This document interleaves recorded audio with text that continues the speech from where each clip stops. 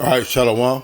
For the phones, I'm going to give our praise, glory, and honor to Yahweh, Ba'Shem Yahushai, Ba'Shem Harakah Kodash Bakathum. The honor to the apostles, the elders of the great millstone, and to all the occupants across the globe, preaching the word of truth and sincerity. I want to say Shalom. Salakia. Damn, Salakia.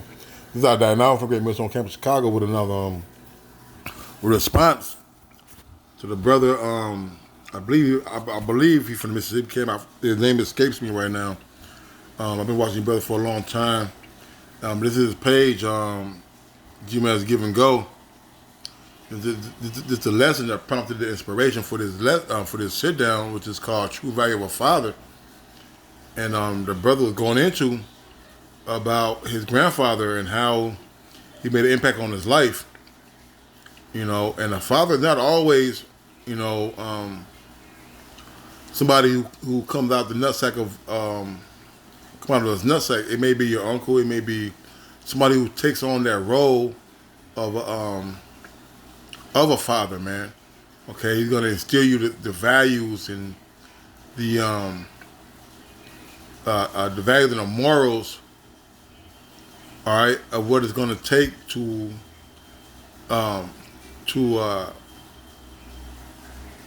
make it and get by in this world. Okay.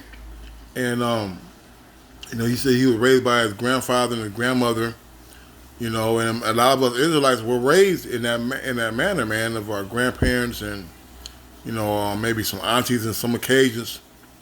But from my understanding, what I got out of this lesson was a very, very edifying and exhorting lesson, man. Okay, and the brother was right. Elder brother, it's like the elder brother was right that the value of a man has been placed upon his amount of money he makes and how much of a player he can be.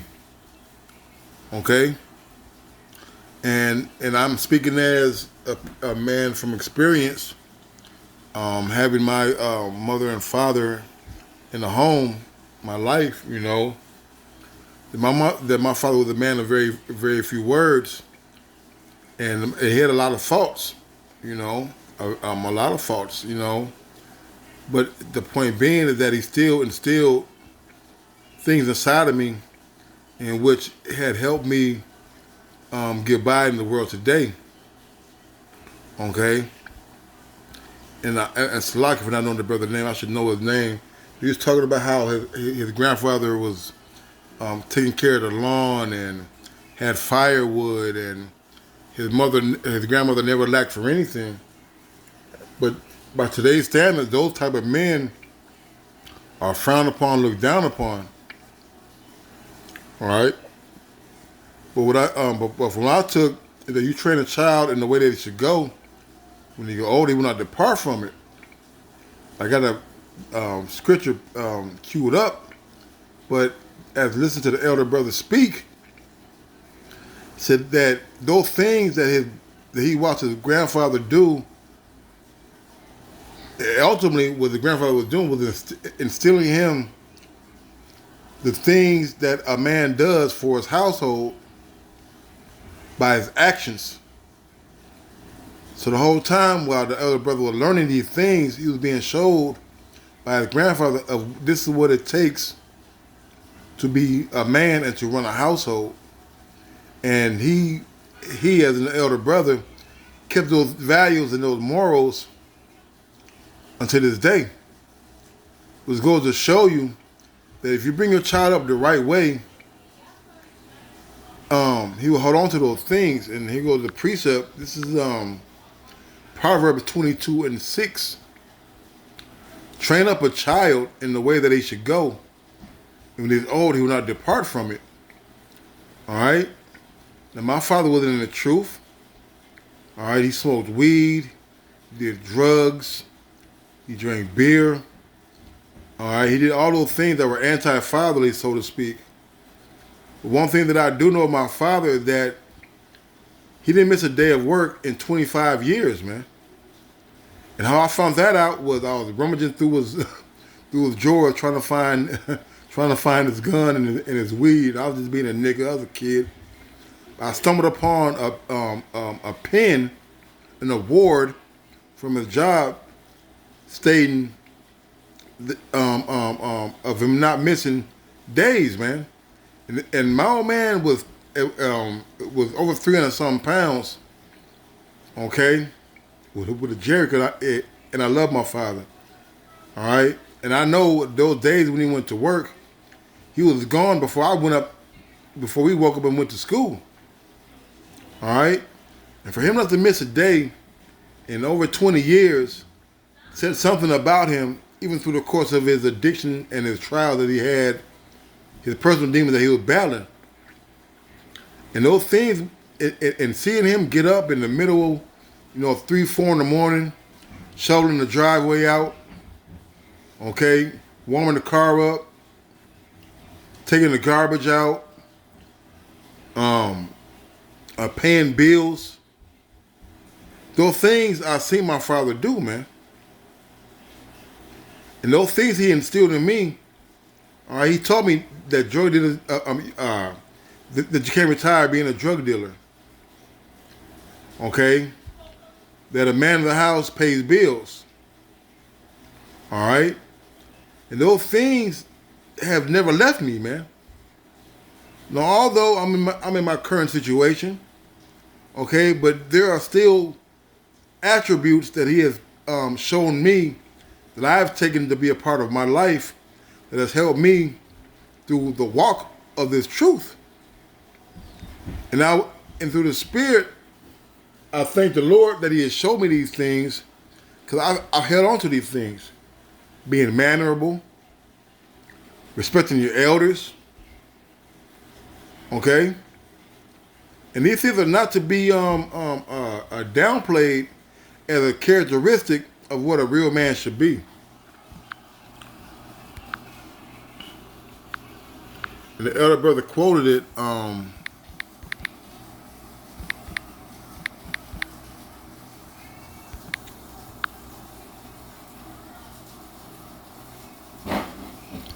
This is Sirach 30:1.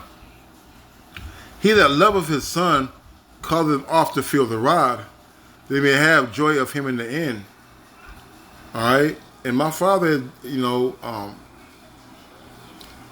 he raised us the best way that he knew how.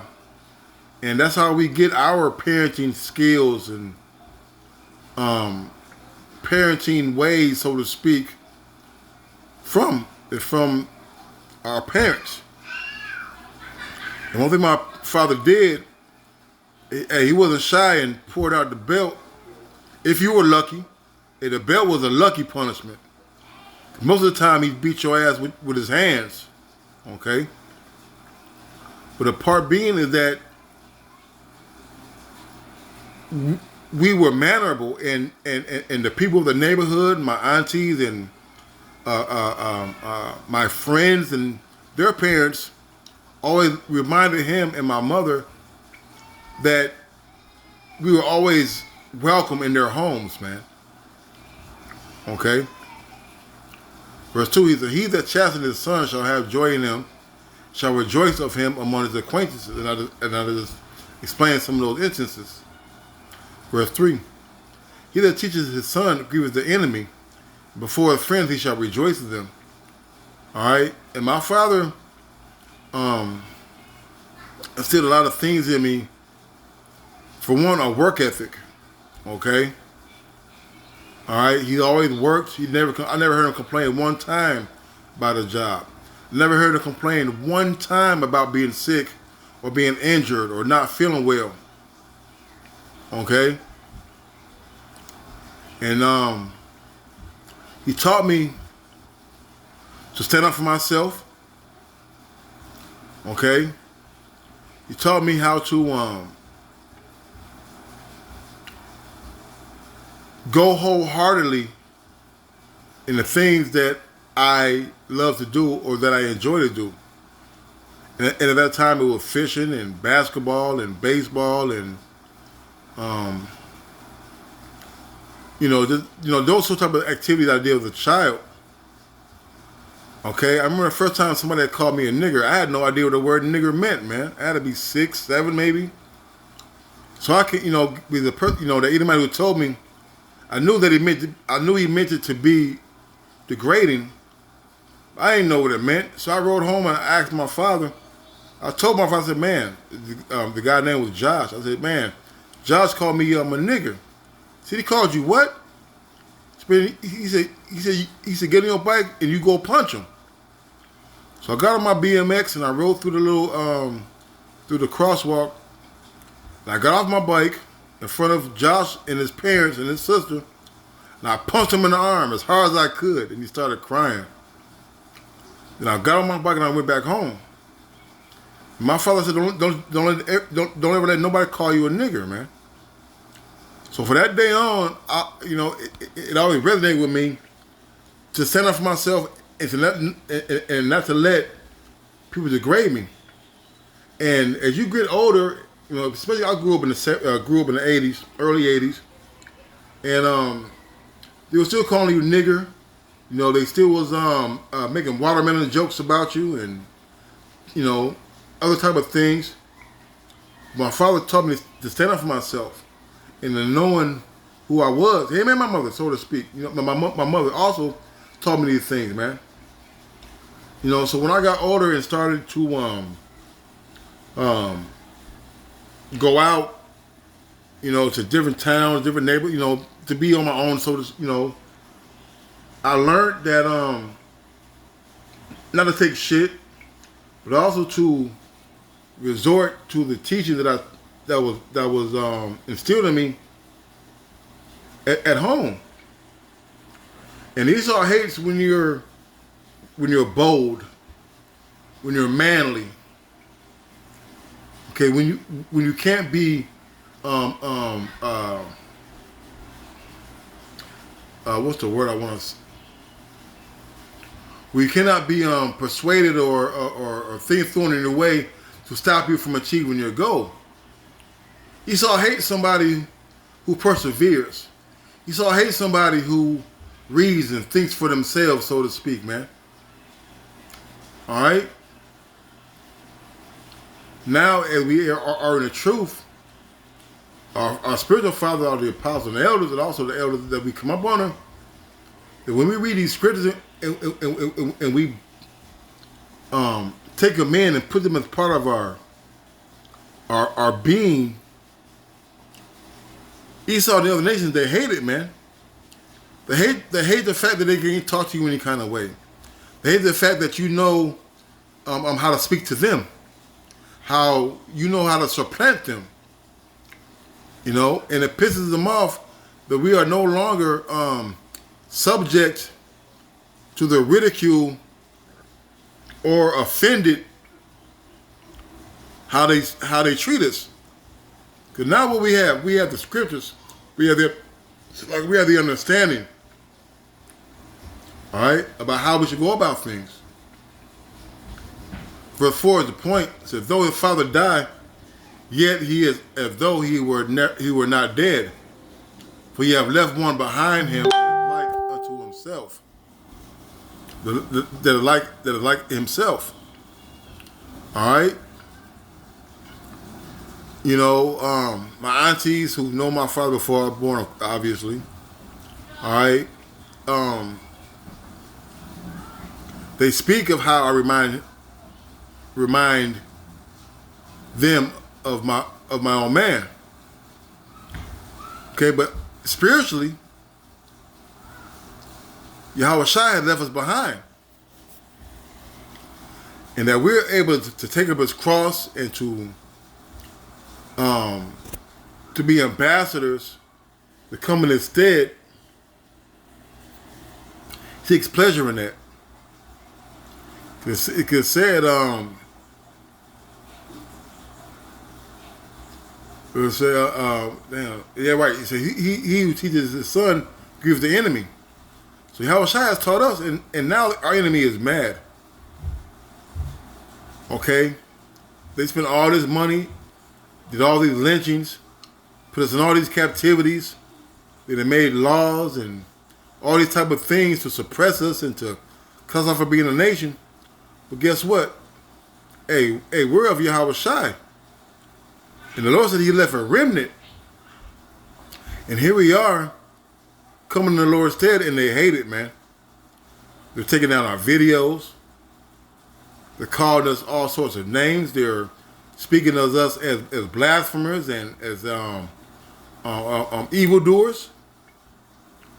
Because we've been taught by the Holy Spirit, given to us by Yahweh Shai unto the elders and apostles, man.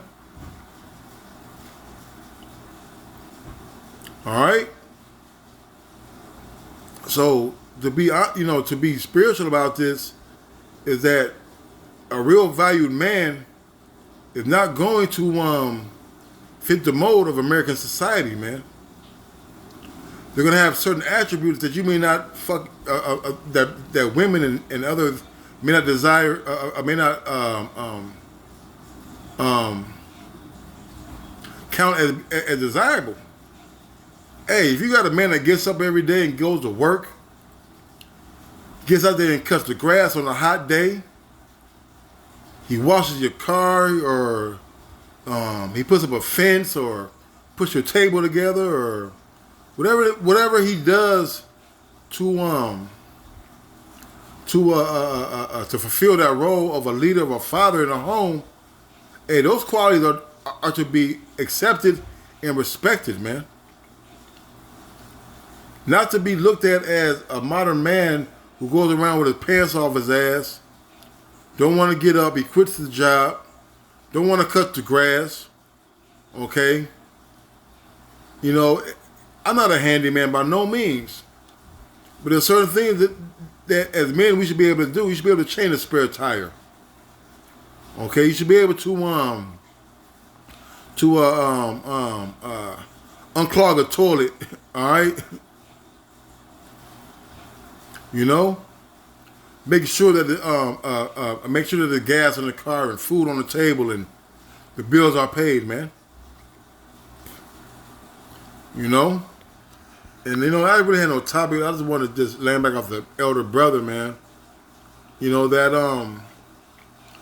a father and a man is much more than what the modern people equate them to be.